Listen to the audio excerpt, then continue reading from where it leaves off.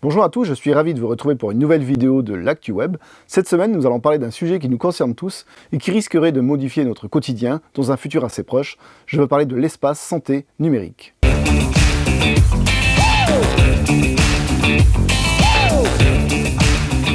Alors on vient de l'apprendre, c'est le gouvernement qui l'annonce. L'espace santé numérique, actuellement en test dans 3 départements, sera étendu à tous les Français à partir du 1er janvier 2022. Vous utilisez sans doute déjà une banque en ligne pour consulter ou gérer vos comptes, un coffre-fort numérique pour stocker vos documents importants, ou tout simplement une messagerie électronique pour vos communications. Cela existe depuis longtemps. En matière de santé, cela fait 15 ans qu'on travaille sur le sujet, sans vraiment aboutir à quelque chose de commun et de très fonctionnel. Fort de ce constat d'échec, l'État a souhaité depuis 3 ans reprendre la main pour fixer les règles, les valeurs, élaborer les protocoles techniques pour harmoniser ce système. Mais concrètement, c'est quoi l'espace santé numérique ? On nous présente cet outil comme étant un espace personnel, numérique, sécurisé, éthique et hébergé en France. Cet espace permettra de stocker les données de santé de chaque assuré à destination des professionnels, des soignants, mais également à vous, les patients. Prenons quelques exemples. Vous êtes sans doute suivi par votre médecin traitant qui, lui, stocke quelques-unes de vos données, de vos documents, mais pour une raison ou pour une autre, vous devez vous faire opérer par un spécialiste. Ce dernier pourrait avoir accès à l'ensemble de vos données, sans que vous ayez à apporter avec vous vos radios, vos comptes rendus d'examen, vos résultats, etc.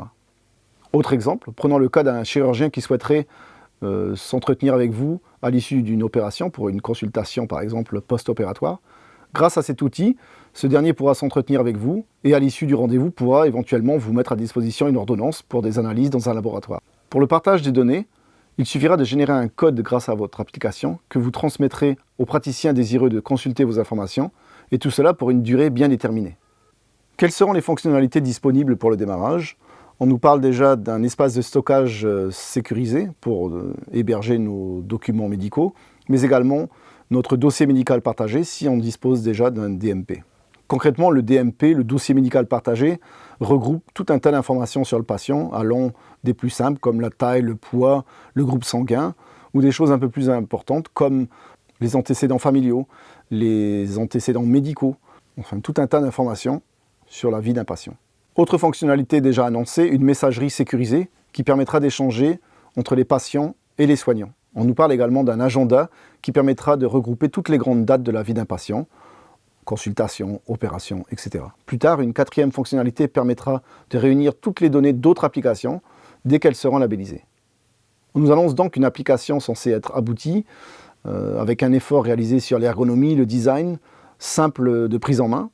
Personnellement, j'ai hâte de tester cet outil, je pense qu'il va moderniser un peu nos usages et simplifier nos modes de fonctionnement. C'est bien beau, mais pour que ça fonctionne, on fait comment ? Il faudra juste s'assurer de la bonne conduite du changement. Il faudra, je pense, accompagner les utilisateurs, les former.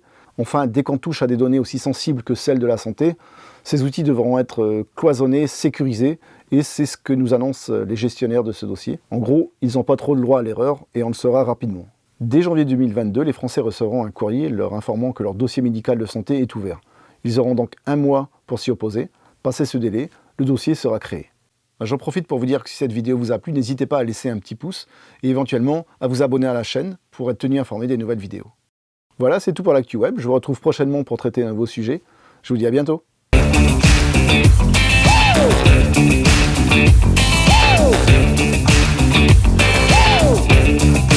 Everybody get up.